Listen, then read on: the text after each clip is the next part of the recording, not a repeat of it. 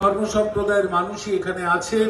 কারো অন্যায়ের বিরুদ্ধে সংবিধান আমাদের কাছে অত্যন্ত পবিত্র, তাকে রক্ষা করার জন্য ভারতবাসী হিসেবে সব ধর্ম সম্প্রদায়ের মানুষ আমরা একত্রিত ভাবেই লড়াই করছি।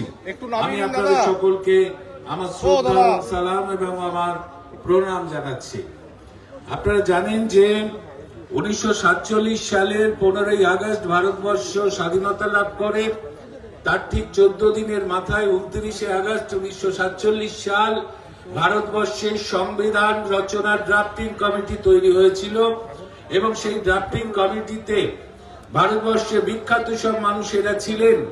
কৃষ্ণস্বামী আয়ার, গোপাল স্বামী আঙ্গেয়ার, কে মুন্সি এন মাধবানের মতো নেতারা সেখানে ছিলেন, বিশিষ্ট ব্যক্তিরা ছিলেন। কিন্তু সেই সংবিধান রচনার ড্রাফটিং কমিটির প্রধান কাকে করা হয়েছিল? ডক্টর বি আর আম্বেদকরকে। তিনি কে ছিলেন?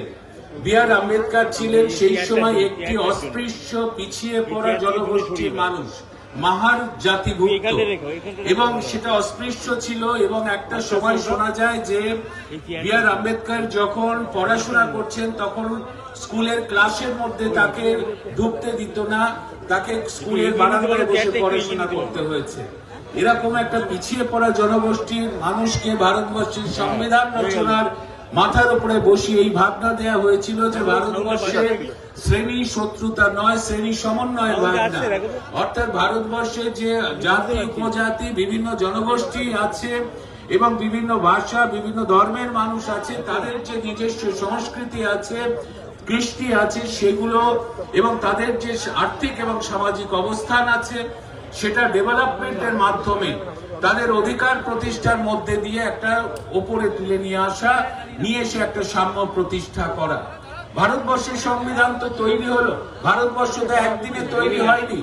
এই ভারতবর্ষে যুগ যুগ ধরে ভারতবর্ষের বাইরে থেকে বহু মানুষ এই ভারতবর্ষে এসেছে। কেউ যুদ্ধ করতে এসেছে, কেউ ভ্রমণ করতে এসেছে, কেউ বা ভারতবর্ষে ভালোবেসে এসেছে, কেউ বাণিজ্য করতে এসেছে। কিন্তু সেই সমস্ত মানুষদের মধ্যে যারা ভারতবর্ষকে ভালোবেসে এখানে থেকে গিয়েছিলেন, তারাই ভারতবর্ষের সাথে মিশে গিয়েছিলেন। ফলে সারা ভারতবর্ষে বিভিন্ন জাতি উপজাতি, বিভিন্ন ভাষা বিভিন্ন ধর্মের একটা মিশ্রণ তৈরি হলো ভারতবর্ষে, যেটাকে আমরা বলি বৈচিত্র্য। এবং এই বৈচিত্র্য ভারতবর্ষে রয়েছে এবং সেই বৈচিত্র্যের মধ্যে ঐক্যের যে সাধনা, সেটা যুগ যুগ ধরে আমরা করে চলেছি। যে বৈচিত্র্যের মধ্যে ঐক্য, এটাই ভারতবর্ষের বিউটি। এখানে বিভিন্ন ধর্ম সম্প্রদায়ের মানুষ থাকবে, তাদের নিজস্ব নিজস্ব যে ধর্ম সেটা আচরণ করবে, কিন্তু সবার মধ্যে একটা মেলবন্ধন থাকবে, একটা সম্প্রীতি থাকবে। এর চর্চা ভারতবর্ষে আমরা কিন্তু করে চলেছি, সব সময় করে চলেছি।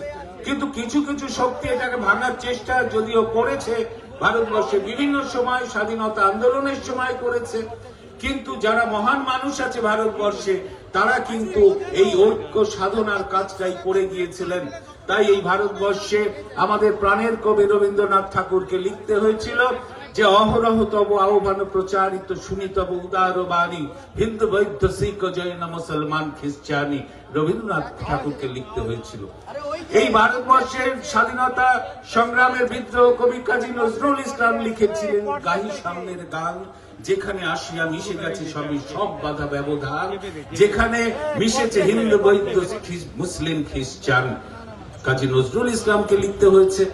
এবং এই বাংলার এই ভারতবর্ষের স্বাধীনতা আন্দোলনের হিরো নেতাজি, সেই নেতাজিকে এলগিন রোডের বাড়িতে ব্রিটিশরা নজরবন্দি করে আটকে রেখেছিল। একদিন ব্রিটিশের চোখে ধুলো দিয়ে নেতাজি চলে গেলেন জার্মানের রাষ্ট্রপতি তখন হিটলারকে গিয়ে বললেন আমি জাপানে যাব, জাপান থেকে নেকুনে যাব, এখানে গিয়ে আমি ভারতবর্ষে ব্রিটিশের বিরুদ্ধে লড়াই করব, সৈন্যবাহিনী একত্রিত করে আমাকে একটু সহযোগিতা করুন। সেদিন হিটলার একটা ছোট্ট সাবমেরিন নেতাজিকে দিয়েছিল, কারণ হিটলার মনে করলো যে ব্রিটিশরা তো জার্মানের শত্রু, এই ভারতবাসীও তো যারা ব্রিটিশের বিরুদ্ধে লড়াই করছে। একটা ছোট সাবমেরিন হিটলার দিয়েছিল নেতাজিকে। সেই সাবমেরিনের করে আটলান্টিক মহাসাগরের তলদেশ দিয়ে 3 মাস বিপদ সংকুল যাত্রা করে নেতাজি পৌঁছেছিলেন জাপানে। ওপরে মার্কিন সেনা টহল দিচ্ছে, ব্রিটিশ সেনা টহল দিচ্ছে। দুবার আক্রান্ত হয়েছিল সেই সাবমেরিন। সেই ডিজেলের মধ্যে সেই সাবমেরিনের মধ্যে ডিজেলের গন্ধ, এক কোণে নেতাজির বসার জায়গা। তিনি চেয়ারে বসে বসে আগামী যুদ্ধের পরিকল্পনা করছেন আর সেটা মুখে বলছেন। তার সামনে একটি চেয়ার এবং টেবিলে রয়েছে একজন মাত্র ব্যক্তি, তিনি ডায়েরিতে সেগুলো লিখে রাখছেন। নেতাজি যা বলছেন তিনি লিখে রাখছেন। তার টেবিলে রয়েছে 3টি বই, একটি হিন্দু ধর্মের গীতা, আরেকটি মুসলমান ধর্মের কোরআন, আর শরৎচন্দ্র চট্টোপাধ্যায়ের উপন্যাস পথের দাবি।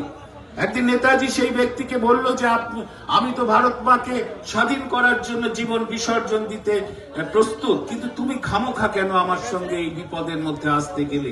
তুমি খামোখা কেন আসতে গেলে? তখন সেই ব্যক্তি বলছে, আপনি এত বড় মহান মানুষ, আপনি যদি দেশ মাতৃকার স্বাধীন করার জন্য জীবন বিসর্জন দিতে পারেন, আমি একজন সাধারণ মানুষ হয়ে ভারত মাকে স্বাধীন করার জন্য জীবন কি বিসর্জন দিতে পারি না? জাপানের কাছে পৌঁছে গেল সাবমেরিন। নিয়ম হলো সেই সাবমেরিন থেকে জলে ঝাঁপ দিতে হবে, তারপর জাপানের সাবমেরিনে উঠতে হবে। দুজন লাইফ জ্যাকেট পরে নিল।